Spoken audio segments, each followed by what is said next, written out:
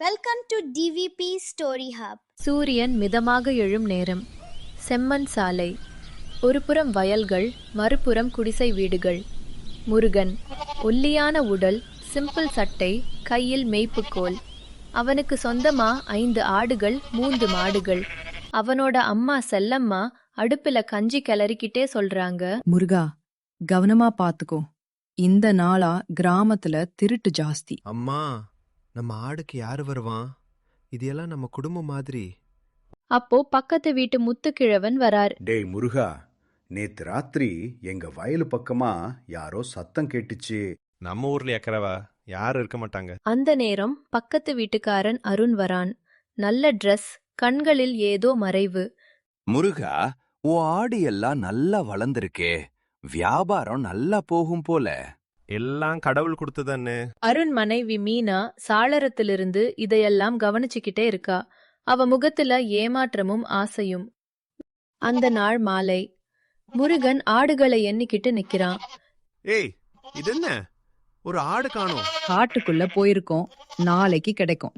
ஆனா அடுத்த நாள் இன்னொரு ஆடு காணாமல் போகுது.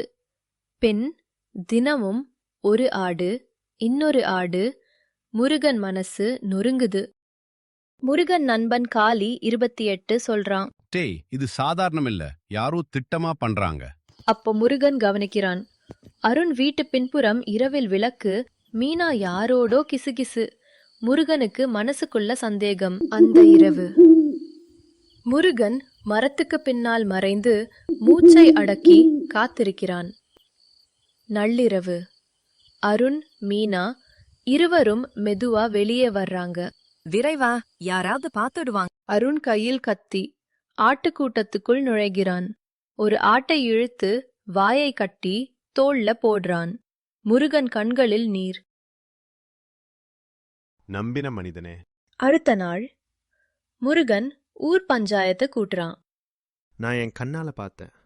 அருணும் அவன் மனைவியும் என் ஆடுகளை திருடுறத. அருண் முதலில் மறுக்கிறான்.